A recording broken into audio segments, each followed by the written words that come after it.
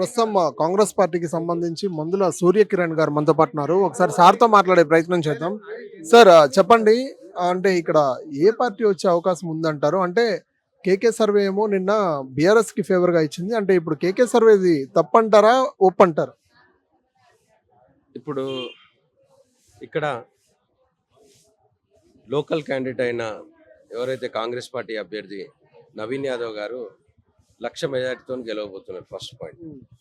ఇంకోటి మీరు KK survey అని ఏదో టీవీలో నేను ఈ మధ్యలోనే చూస్తున్నా. ఆ కేకే సర్వే అంటే ఏంటంటే ఒకటి కేసీఆర్, ఒకటి కేటీఆర్. వాళ్ళు దాని పేరు కేకే అని పెట్టుకొని పబ్లిక్ని మోసం చేయాలనుకుంటున్నారు. సో ఈ కేకే సర్వేలు లేకుంటే కేసీఆర్ సర్వేలు ఇవన్నీ ఎప్పుడో 2023లోనే బంద్ అయిపోయినాయి. ఇవాళంతా ఒకటే కాంగ్రెస్ పార్టీ అనుబంధంతో అందరూ సుఖశాంతులతో లేకుంటే కలివిడిగా అందరితో కలిసిపోయే కార్యక్రమంలో ఈ బోరబండ డివిజన్ కానీ లేకుంటే జూబ్లీహిల్స్ ప్రజలందరూ కూడా ఏకతాటి మీద ఒకటే నవీన్ యాదవ్ గెలుపు మాకు మేము గెలిచినట్టు అని భావిస్తున్నాం. అంటే నవీన్ యాదవ్ వస్తే రౌడీజం ఎక్కువైపోతుంది. అంటే ఏంటంటే కేటీఆర్ గారు చెప్పేది ఏంటంటే ఇప్పుడు రౌడీలు మామూలు వసూలు చేస్తారు. ప్రతి ఇంటికి వెళ్ళి ప్రతి బండి దగ్గరికి వెళ్ళి మామూలు వసూలు చేస్తారు రౌడీలుగా. మీకు అది ఓకేనా? ఇప్పుడు బీఆర్ఎస్ వస్తే మీకు అభివృద్ధి ఏంటో చూపిస్తాము అని చెప్పి కేటీఆర్ చెప్తున్నారు. ఇప్పుడు 10 ఏళ్ళు ఏం చేయలేరు కానీ ఇప్పుడు వచ్చి 2 ఏళ్ళు కూడా కాలేదు, 20 నెలల్లో మాకు అన్ని కావాలి, ఇది కావాలి, అది కావాలని ఏదేదో మాట్లాడుతున్నారు. అన్ని దొంగ మాటలు. ఇటు కేటీఆర్ అంటేనే నెంబర్ 1 చోర్ అనేది అందరికీ తెలిసిపోయింది. ఇంకోటి కాళేశ్వరం స్కాము, రైతు రుణమాఫీ చేయలేదు, వాళ్ళు ఏది చేయలేదు. ఇలా రైతు రుణమాఫీ చేసింది కాంగ్రెస్ గవర్నమెంట్, సన్న బియ్యం ఇస్తుంది, రేషన్ కార్డులు ఇస్తుంది, ఆడవారిని గౌరవించుకునేలా, మహిళలు గౌరవించుకునేలాగా ఫ్రీ బస్ పెట్టింది, అన్ని పెడుతుంటే ఇంకోటి గ్యాస్ 500కే ఇస్తుంది, 200 యూనిట్ల కరెంటు అందరికీ, నిరుపేదలు ఎవరైతే ఉన్నారో అందరికీ వర్తింపజేస్తుంది. ఇన్ని పథకాలు చేస్తుంటే కూడా వాళ్ళు ప్రజల్ని మభ్యపెట్టి ఏదో పబ్బం గడుపుకుందామని చూస్తున్నారు. సో ఇవన్నీ ప్రజలందరూ గమనిస్తున్నారు. అందుకే నిన్న ఇక్కడ బోర్బండ డివిజన్లో ఒక పెద్ద రేవంత్ రెడ్డి గారు వచ్చారు.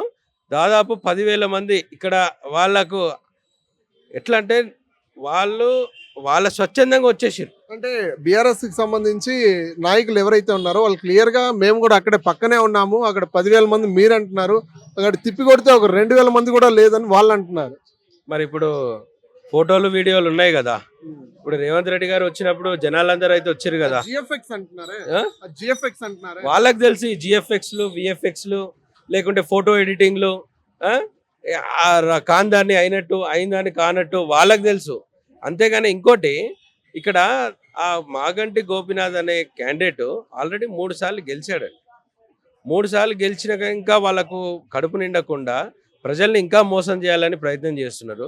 ఇవాళ నవీన్ యాదవ్ అనేటాయన దాదాపు 15 ఏళ్ళ నుంచి 2 సార్లు పోటీ చేసి ఒకసారి 2nd ప్లేస్లో, ఒకసారి 3rd ప్లేస్లో కానీ లేకుంటే అదేవిధంగా ఏ ప్లేస్లో ఉన్నా కూడా తను ప్రజలకు అండగా ఉన్నాడు.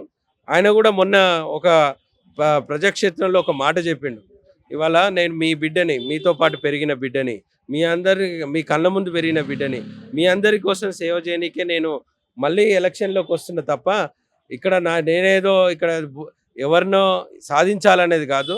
నేను ప్రజల అభివృద్ధి కోసం నా ప్రయత్నం చేస్తున్నా, ప్రజలకు సేవ చేయాలని. ఇంకోటి మీకు తెలుసో లేదో దాదాపు 15-20 ఏళ్ళ నుంచి ఆయన ఒక స్వచ్ఛంద సంస్థ పెట్టుకొని ఎన్నో వేల మందికి చదువు చెప్పడం కానీ, ఉద్యోగాలు ఇప్పించడం కానీ, లేకుంటే ముఖ్యంగా 15,000 సినీ జూనియర్ ఆర్టిస్టులు ఎవరైతే ఉన్నారో వాళ్ళందరికీ కూడా అవకాశాలు కల్పిస్తూ వాళ్ళకు స్కిల్ డెవలప్మెంట్ క్రియేట్ చేస్తూ వాళ్ళందరికీ కూడా జీవించడానికి ఆయన ఒక బాసటగా నిలబడ్డాడు. ఇదంతా బాగానే ఉంది కానీ మొన్న ఏదైతే నామినేషన్ వేసే ప్రక్రియలో ర్యాలీ చేశారో ఆ ర్యాలీలో 3,000 మంది 4,000 మంది ఆ జనంలో రౌడీల్ని పైకెక్కించి మాట్లాడటం ఏంటి అంటున్నారు.